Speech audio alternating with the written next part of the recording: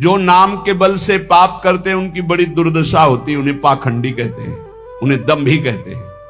और जिन्होंने ये जाना कि मेरे से पाप हो गए, अब कैसे निराकरण हो, कैसे हम इनसे मुक्त हो, और भगवान का भक्त मिल गया और नाम महिमा सुनी, धाम महिमा सुनी और लग गए भगवान के नाम में, तो निष्पाप होकर महात्मा बन गए, भगवान को प्राप्त हो गए। ये सिद्धांत है। ऐसी महिमा नाम की जारी करे सब छार। चाहे जितने बड़े बीमार हो, चाहे जितनी बड़ी परेशानी हो, नाम जप करके देखो, सब परेशानी शांत हो जाएगी।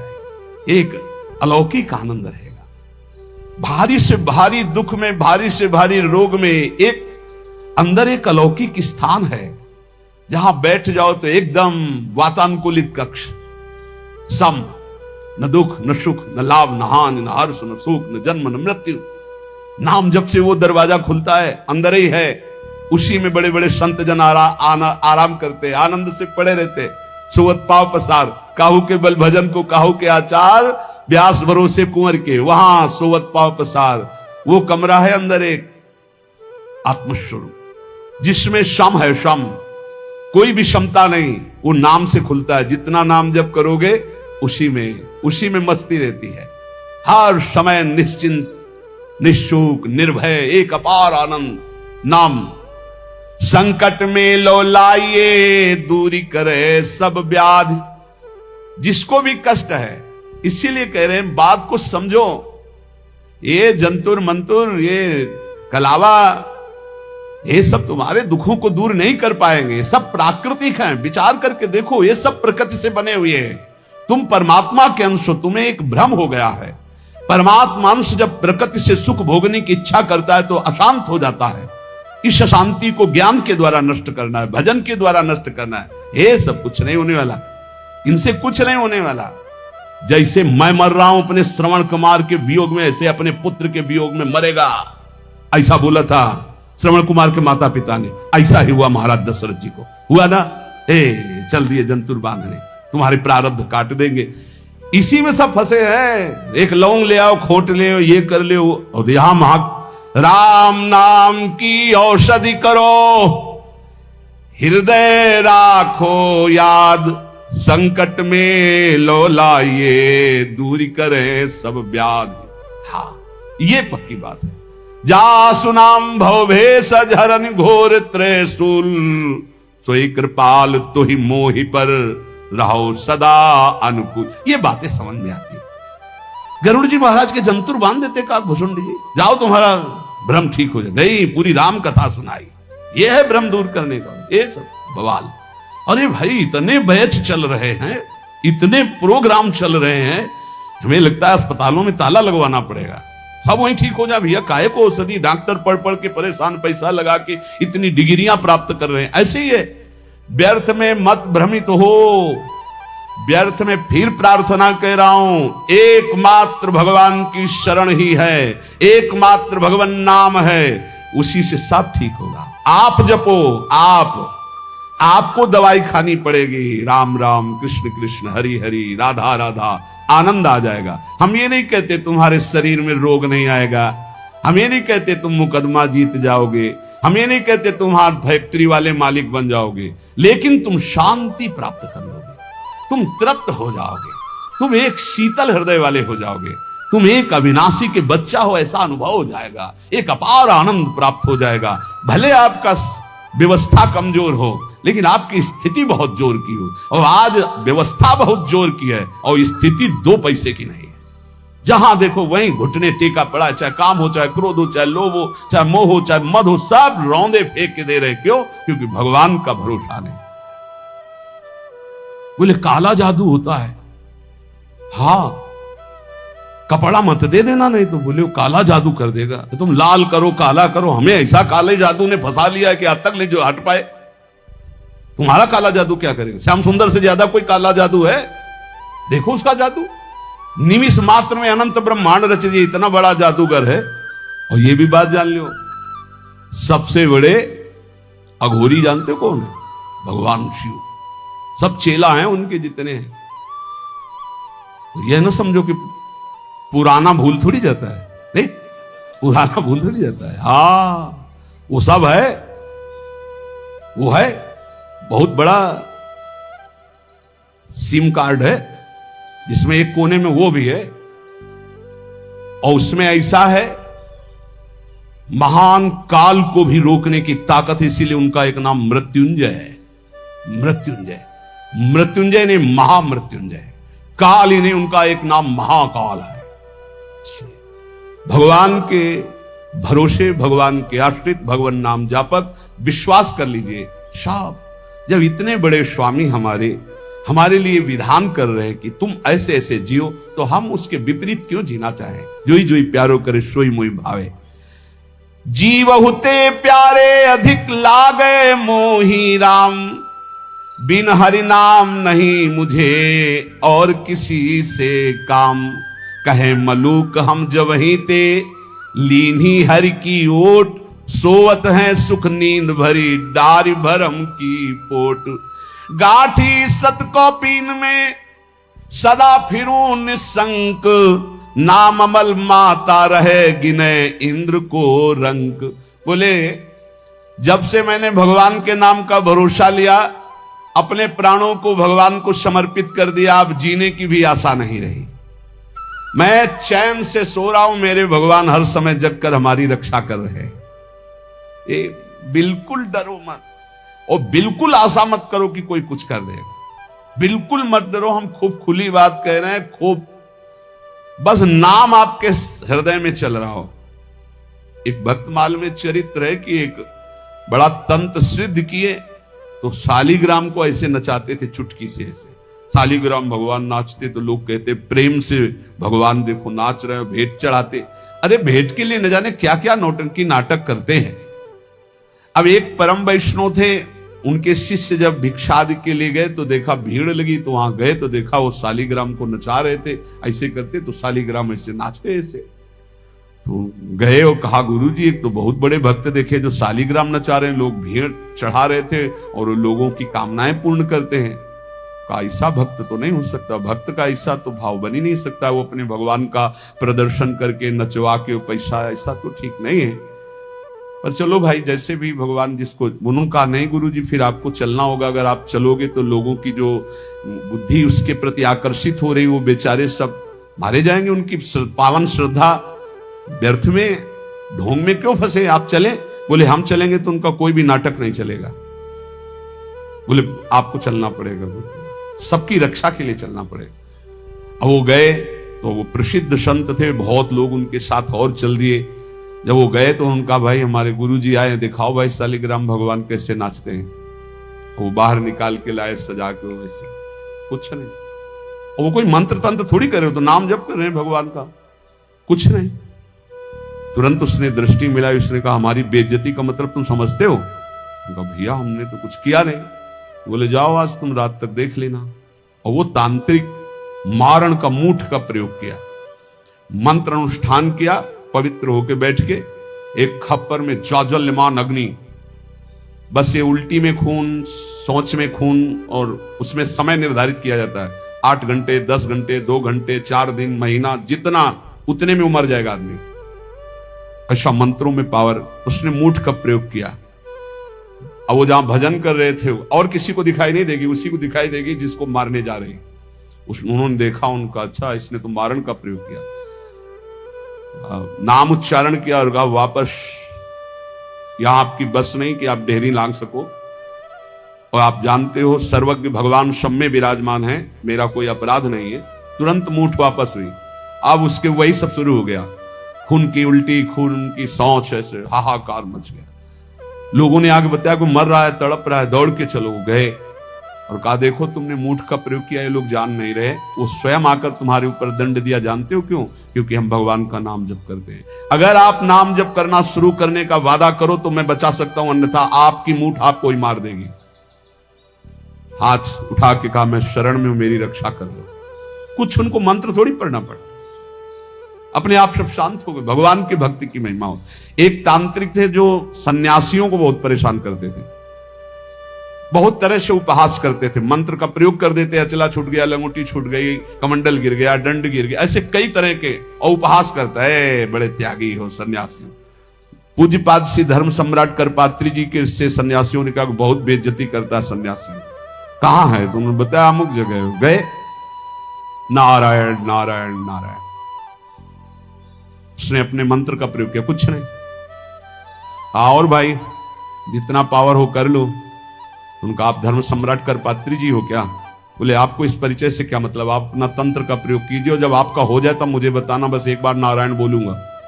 साष्टांग दंडवत हुआ, महाराज क्षमा को। बोले आज के बाद किसी संत और सन्यासी, क्यों और सबके अंदर क्यों नहीं ऐसा हो? क्योंकि भजन नहीं। भजन में अमोघ सामर्थ्य है, नाम में अमोघ सामर्थ्य है। कोई भी तंत्र मंत्र जादू टोना कोई भी नहीं आ सकता। आप अकेले नहीं हैं, आपके आसपास शक्तियों की सुरक्षा है। आप क्या समझते हो? आप श्री जी के गोरे चरणारविंद की शरण में हो तो श्री जी के चरणों में सुदर्शन चक्र, श्री जी के चरणों में कौमुदी गदा, श्री जी के चरणों में सब जो चरण चिन्ह है वो किसके लिए हैं? हमारे लिए ही तो हैं। हम भक्तों की रक्षा के लिए हुए हैं। श्री राधिका चरणारविंद की उपासना करने वाले उपासक की सुरक्षा चरण चिन्ह करते हैं।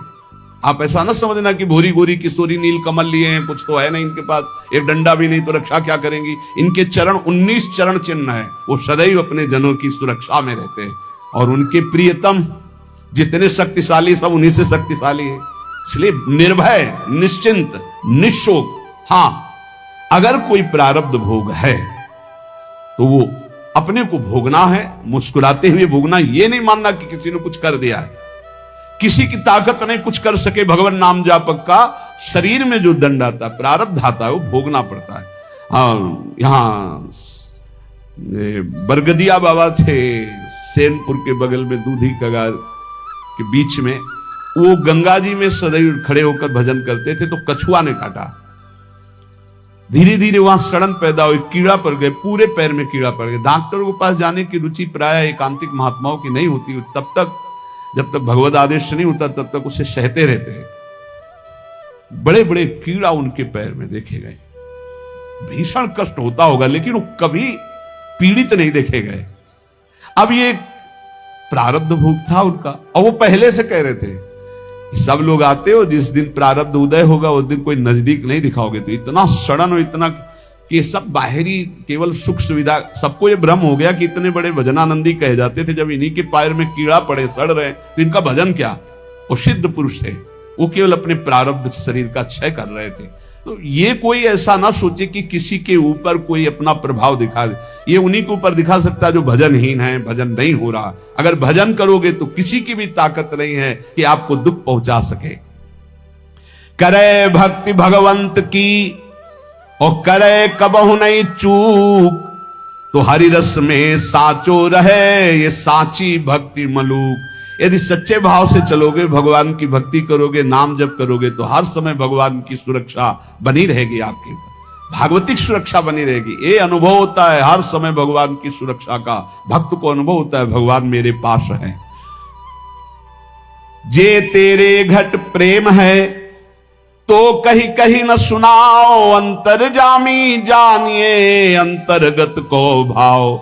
सुमिरन ऐसा कीजिए दूजा लखे न कोय, ओठ न फरकत देखिए प्रेम राखिए गोय।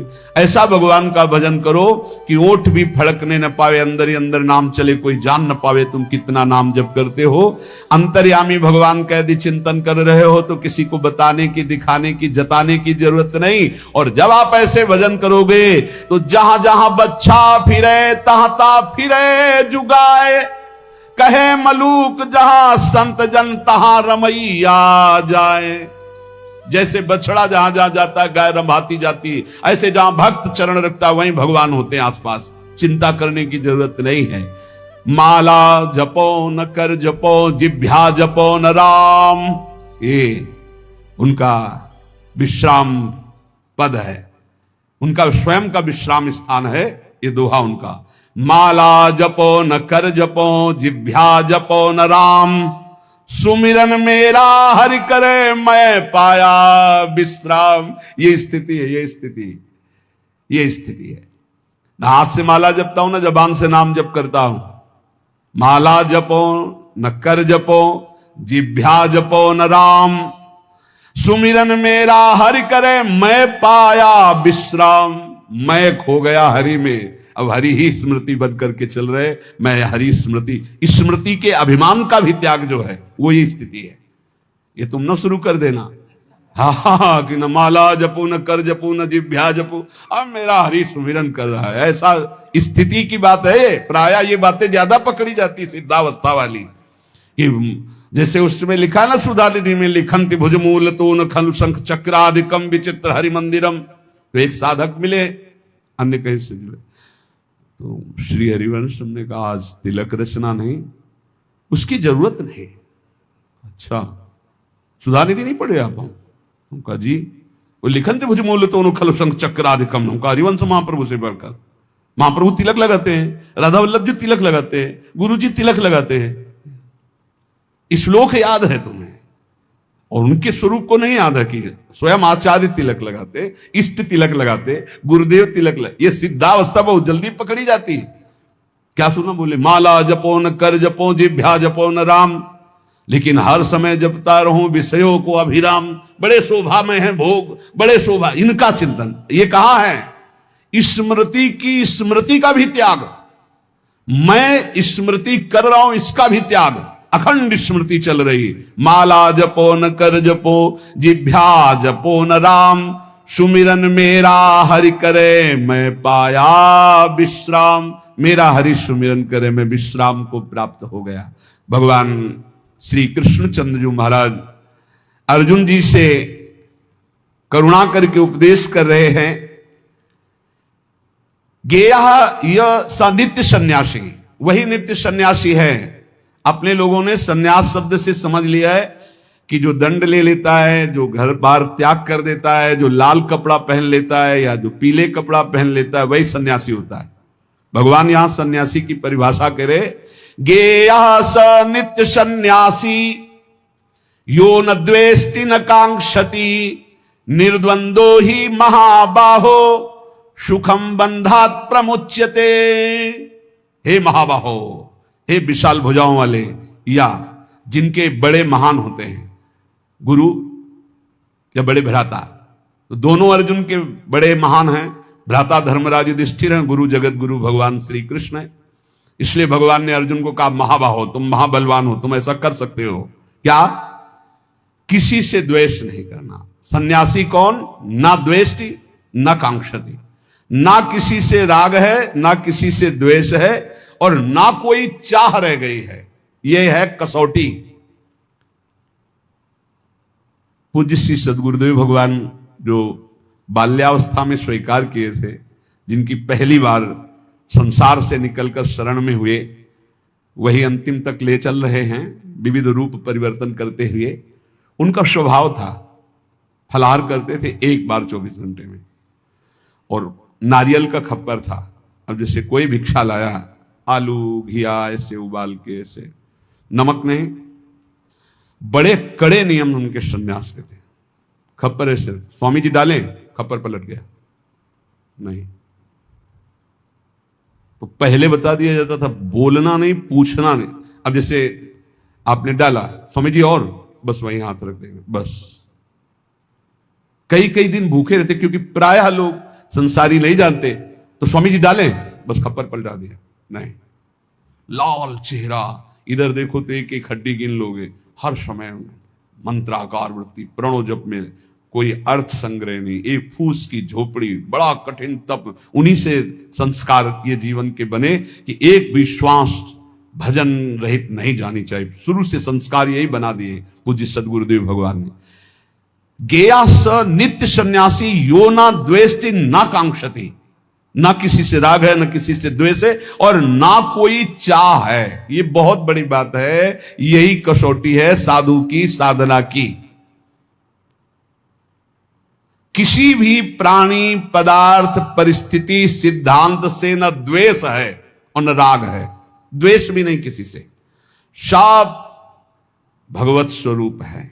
ये सब मलिन अंतःकरण, ये वो इनका उनका, ये धर्म वो मजहब ये मजहब, सब एक ही है। हम सब परमात्मा के अंश, सब पूरा विश्व, हम सब परमात्मा स्वरूप ही हैं। अपने स्वरूप को भूलकर राग द्वेष में फंस गए, यही दुर्गति का कारण है।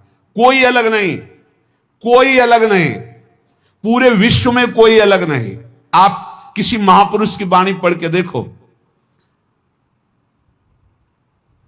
चाहे किसी भी धर्म के किसी भी महापुरुष की वाणी पढ़ के देखना, और उसका सही अर्थ निकालने के लिए पावन बुद्धि होनी चाहिए। नहीं तो आप धर्म ग्रंथों का अर्थ गलत कर देंगे तो उनका आदेश गलत आपको समझ में आने लगेगा। धर्म ग्रंथ सर्वहित सर्व मंगलमय है।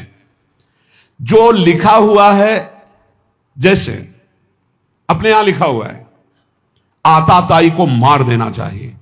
भगवान श्री कृष्णचंद्र जी अर्जुन को कह रहे हैं, जिस समय अश्वत्थामा ने 5 ब्रह्मास्त्र चलाए पांडवों के लिए और 1 ब्रह्मास्त्र गर्भस्थ शिशु के लिए, उसी समय गाय घोर आताताई गर्भस्थ शिशु को मारने के लिए ब्रह्मास्त्र का संधान, मार इसको, इस आताताई को बिल्कुल नहीं छोड़ना।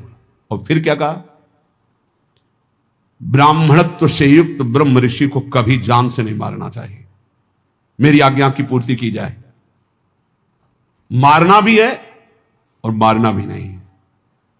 ऐसा ही किया अर्जुन जी ने, मुंडन कराकर उनका ब्रह्म तेज छीन करके निष्कासित कर दिया, हो गया मारना, और जान से भी नहीं मारा। शास्त्रों की आज्ञा को समझना बड़ा कठिन।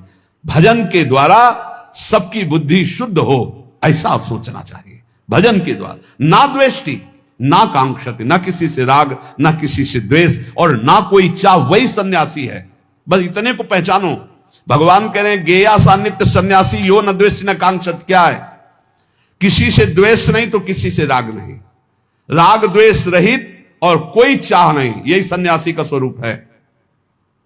कितनी अंदर स्थिति है, इस बात को देख लो। ये भजन बल से जागृत होगी, क्योंकि जितना भजन करोगे उतने ज्ञान होगा, और ज्ञान से दिखाई देता है कि शरीरों से राग होता है, शरीर की क्रियाओं से ही राग द्वेष की उत्पत्ति होती। अनुकूल क्रिया तो राग और प्रतिकूल क्रिया तो द्वेष। और जितनी चाह है वो सब शरीर को लेके होती, स्वरूप को लेके नहीं होती। अगर साधु होकर के कामना है कोई, किसी भी तरह की कोई कामना, वो अभी सन्यासी नहीं है। कोई भी कामना नहीं। ये जगत उद्धार की भी कामना नहीं होनी चाहिए। भैया जगत उद्धार नहीं होना है, अपना उद्धार होना है, अपनी दृष्टि बदलनी है। सर्वम खलमिदम ब्रह्म, किसका उद्धार करना है? अपनी दृष्टि का उद्धार करना है। जो किसी भी प्राणी पदार्थ परिस्थिति की कामना करता है, कांक्षति, वो सन्यासी नहीं। किसी भी प्राणी पदार्थ वस्तु सिद्धांत किसी भी मजहब से द्वेष करता है, वो सन्यासी नहीं। किसी से भी द्वेष नहीं, किसी से भी चाह नहीं। निर्द्वंदो ही महाबाहो सुखम बंधात प्रमुच्यते। श्री भगवान कह रहे हैं, साधना जब कोई साधक आरंभ करता है तो उसमें द्वंद्व रहता है। भोगों में सुख है कि भगवान में सुख है, यह प्रश्न बना रहता है साधक के अंदर।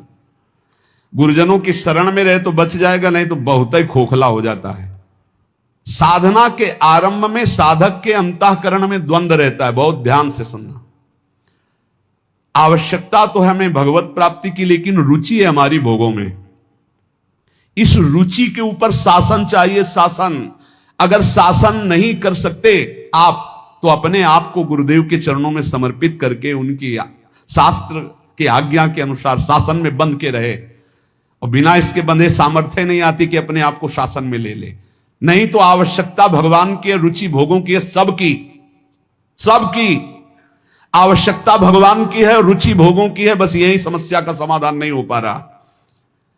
साधना के आरंभ में साधक के हृदय में रहता है कि सत्संग करना, शास्त्र स्वाध्याय करना, विचार करना, नाम जप करना, ये परमात्मा प्राप्ति के लिए है। लेकिन वर्तमान में सुख भोगने के लिए जो मन इंद्रियां लालायित हो रही हैं, तो भोग ही से सुख मिलेगा ना, ये द्वंद्व बना रहता है। बहुत सुंदर बात है, और ये सबके अंदर बना रहता है। इसलिए साधक खूब भजन करना चाहता है, पर भोग और संग्रह को छोड़ना नहीं चाहता। भोग और संग्रह को छोड़ना नहीं चाहता। भजन से परमात्मा प्राप्ति, लेकिन जीने के लिए, सुखमय जीवन व्यतीत करने के लिए अच्छा खाना, भोगना, ये सब तो होना चाहिए। प्रायः हमें लगता है 100 में 95 और 5 ऐसे निकलेंगे जिनकी ये समझ में बात आ गई है कि भोग और संग्रह करने वाला कभी परमात्मा प्राप्ति कर ही नहीं सकता। और वो भगवान के वचन है, भोगैश्वर्य प्रसक्ता नाम तयापहृत चेत शाम व्यवसायत्मिका बुद्धि समाधो न विधीयते। भोग और ऐश्वर्य में जिसकी चित्तवृत्ति अपहृत कर ली गई है उसकी बुद्धि कभी निश्चय नहीं कर सकती परमात्मा प्राप्ति का। तो 100 चलने वालों में 95 इस बात में फिसल जाते हैं कि भजन साधन पाठ पूजा दिनचर्या तो करेंगे लेकिन मनोरंजन भी होना चाहिए, इंद्रियों को खान पान भोग विलासिता, इससे रोज दिन आराम से कट रहा है और वो ये नहीं जान रहे कि अंधा बटे पड़ा चबाए, ये जो हम कर रहे हैं हमारी सारी साधना मिट्टी में मिल रही। अब वो संग 2 प्रकार का करता है, एक करता है भागवतिक संग जैसे सत्संग हो रहा है, और एक करता है भोगों वाला संग, क्योंकि उससे उसके मना इंद्रिय की पूर्ति होती रहेगी और इससे सोचता है कि भगवान तो मिल ही जाएंगे, पर वो बड़े कृपालु हैं, प्राप्ति तो हो ही जाएगी। अब उसके भावों में परिवर्तन, जब वो भोग भोगता है क्योंकि भगवान के मार्ग का साधक है तो उसके अंदर जलन पैदा होती कि गलत तो हूं, ये ठीक नहीं। पक्का आप देख लीजिए, अगर थोड़ी भी भक्ति कर रहे हो तो आप जब गलत भोग भोगोगे तो आपके हृदय में एक पश्चाताप होगा, एक घृणा होगा, एक जलन होगा, एक ऐसा लगेगा हे भगवान कब मैं सुधरूंगा। ऐसा होने पर भोग भोगते समय भी वो अशांत रहता है,